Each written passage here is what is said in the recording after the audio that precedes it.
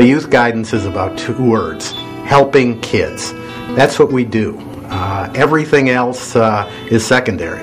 The Youth Guidance Board deals with things like budgets and finances and personnel decisions. We got to keep reminding ourselves it's all about the kids. Don't do anything unless the ultimate goal is helping kids.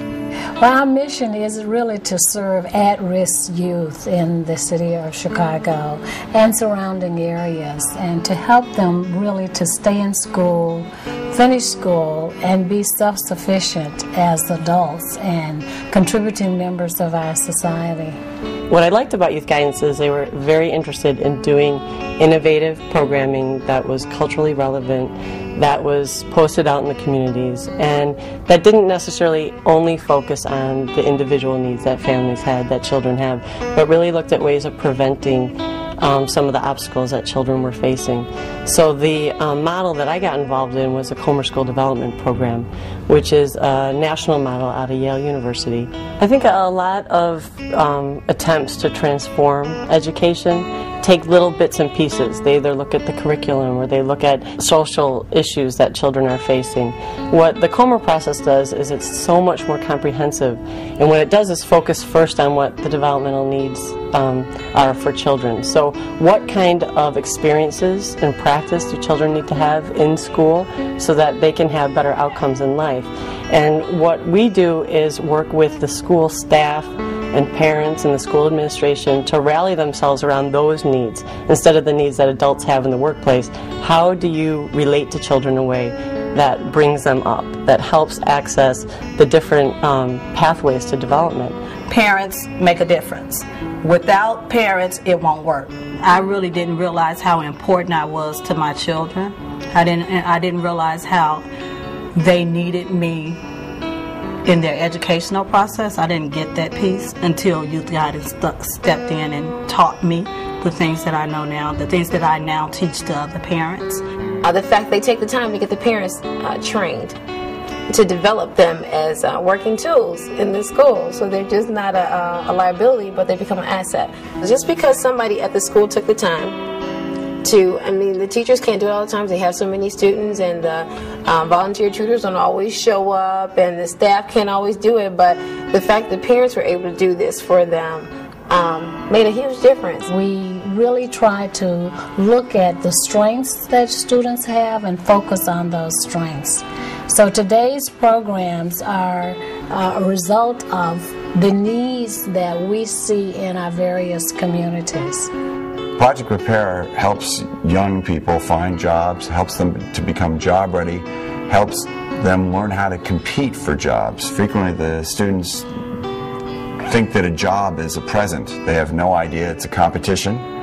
They have no idea that they need to present what their qualities are to win that competition, and they have no idea that they have a wide range of wonderful qualities to succeed. Well, we give them a toolbox of skills, and these are things that we can see that they start to use in other areas of their life, whether it's self-advocacy, whether it is problem-solving, listening, huge skill, that then they go on to use when they're applying for other positions that they use in their personal relationships. You can call them life skills, and when the kids get it, it's a great empowering moment for them. As a part of Project Prepare, we offer a culinary arts program called Cafe 8, and it's a partnership between, it's like a three-legged stool. It's education on one side, business on the other, and then now social services is part of the partnership mix. And we provide those services to approximately 400 students in a middle, intermediate, and advanced program where the students basically learn about the hospitality industry, and they learn about employment, and they learn about post-secondary. And we have tremendous outcomes and successes with our students. They have better attendance, they drop out least, They graduate at higher rates, and many of them become employed. They become promoted and get higher salaries and go on to post-secondary. Youth Guidance came to me with a scholarship opportunity to go to a pastry camp at Kendall College, and I ended up applying, and I won the scholarship, and I stayed a week at Kendall College in the dorms, and I learned a lot of things. And they also came to me with a job opportunity at a bakery right around school, so it's easier to get to, and I actually got that job, and I'm still working there right now. With our community schools program, we've really been able to expand the reach of the school. We're offering programming before the school day, after school, and we're providing programming when children are most vulnerable, when there's the least amount of adult supervision. And what we're doing is creating schools as safe havens in the community, and we're keeping hundreds of children off the streets Monday through Friday, Saturdays, even on days when there's no programming going on in the school. Project Strive, basically, our goal is to produce students who will be successful outside of high school. And one is to get them successful in high school, that way they will be successful outside of high school.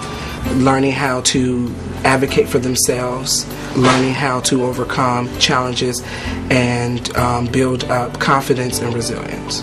And just like any of us who are going to experience change in our life, we need to surround ourselves with the support to do that. That's what the schools need.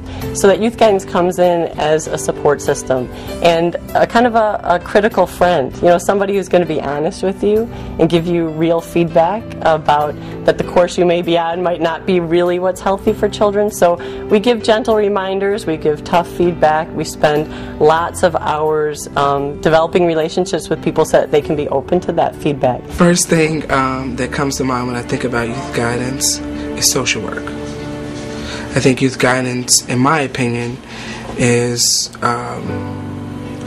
one of the most creative and supportive social service agencies that I've ever worked for. Well, I think about the committed staff that we have and our board of directors who really go beyond the call of duty to see and ensure that the children that we serve get the opportunities that they so deserve. We have many children who come from backgrounds and environments that present many obstacles for them.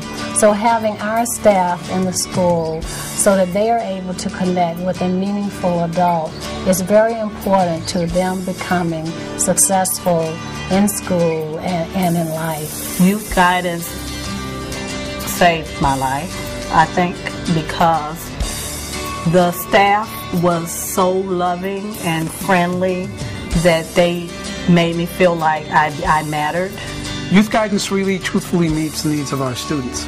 Bright futures for all kids is what Youth Guidance is all about. We've always been an agency that serves children who did not have a voice for themselves. They're always helping us, whether it's applying for scholarships, for a job, or for college. They're always helping us. When I think of Youth Guidance, it's the kids.